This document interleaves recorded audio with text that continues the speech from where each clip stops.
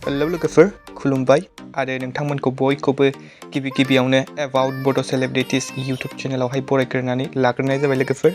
लोगोफोर नोंथांमोनाथ' भिडिअनि टाइटेल आरो थाम्बनेलखौनो नायनानै एसेबाबो मिथिखाबाय जानांगौ कि भिडिअआ मानि बागै जागोन। लोगोफोर बे भिडिअआ जागोन बर'नि मुंदांखा फावखुंग्रि जुमु रानि बिथांनि सायाव, बिथांनि शर्ट बाय'ग्राफिनि सायाव, बिथांनि जोनोमा माब्ला जादोंमोन आरो बिथाङा बयफ्रेन्ड दंना गैया एबा हाबा जाबाय नामा आरो बिथाङा दायो मा खालामो। बेफोरखौ मिथिनो थाखाय नोंथांमोना भिडिअखौ जोबजासिम नायलांदो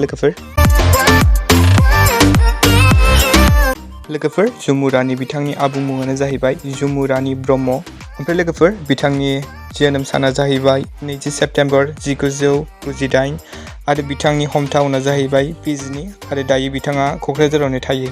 ओमफ्राय लोगोफोर 2023नि हिसाबै नायोब्ला बिथाङा दायो 25 बोसोर जानो थांगासिनो। ओमफ्राय लोगोफोर बिथांनि प्रफेशननि बागै बुंनो थांब्ला बिथाङा एक्ट्रेसजों लोगोसे सासे मडेलारबो। ओमफ्राय लोगोफोर बिथांनि फेभरेट कालारानो जाहैबाय ब्लेक आरो पिंक। लोगोफोर फैदो बिदिब्ला दायो बिथांनि रिलेसन एबा बिथाङा हाबा जाबाय नामा बेनि बागै सावरायदिनि। लोगोफोर बिथाङा दाबो हाबा जायाखै एबा बिथाङा दाबो सिंगेलैनो दं। मानो बुङोब्ला बिथाङा दायो गावनि लाइफआव फकास खालामगासिनो लोगोफोर। आरो बिथांनि मुभिसफोरनि बागै बुंनो थाङोब्ला बिथाङा बर' सावथुन मुलुगाव गोबां मोजां सावथुन आरो मिउजिक भिडिअबो होबोबाय। ओमफ्राय लोगोफोर नोंथांमोना जुमु रानि ब्रह्म बिथांनि मिउजिक भिडिअ आरो मुभिसफोरखौ एबा एक्टिंखौ नायना माबायदि मोनो कमेन्टआव खोन्थाहरबानो जाबाय।